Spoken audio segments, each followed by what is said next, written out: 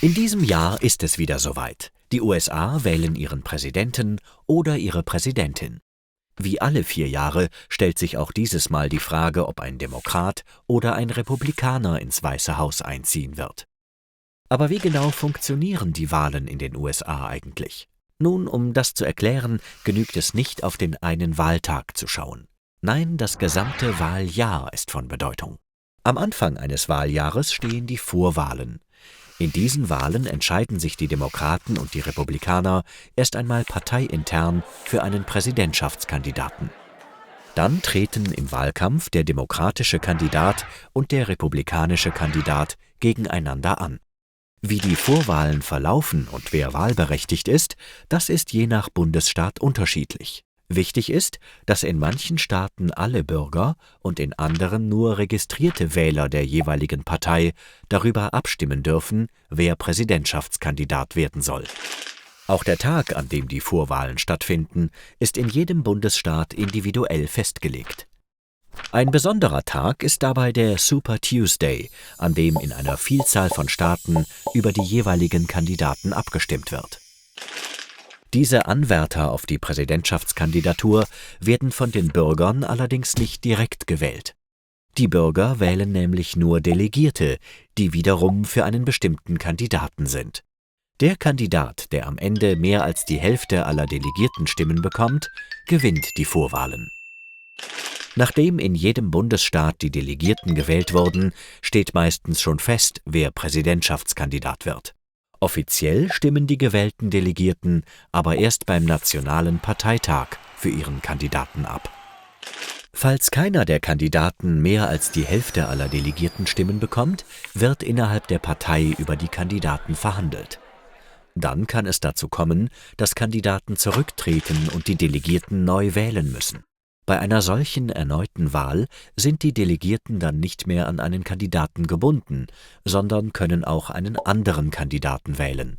Und zwar so lange, bis einer gefunden wird. So können dann eventuell auch vermeintliche Außenseiter wieder ins Rennen einsteigen.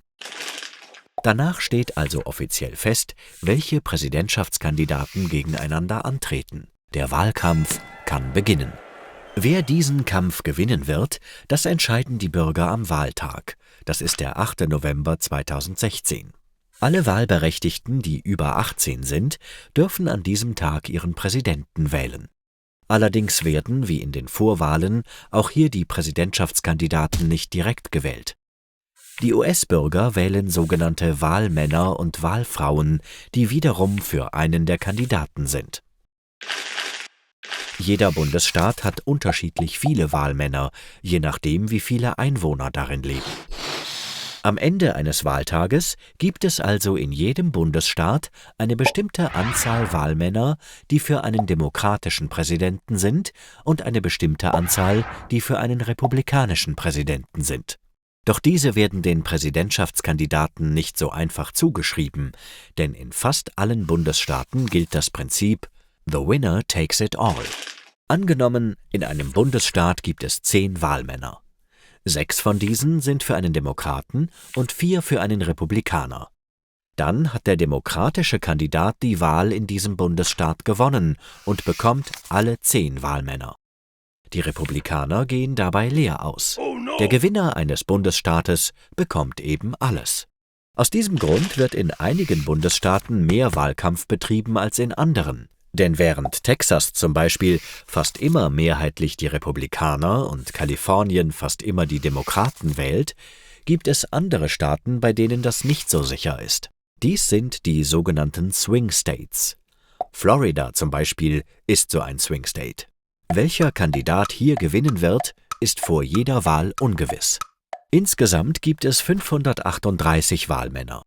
Derjenige, der mehr als die Hälfte aller Wahlmänner auf seiner Seite hat, hat die Wahl gewonnen. Und dabei können die 29 Wahlmänner aus Florida schon sehr ausschlaggebend sein.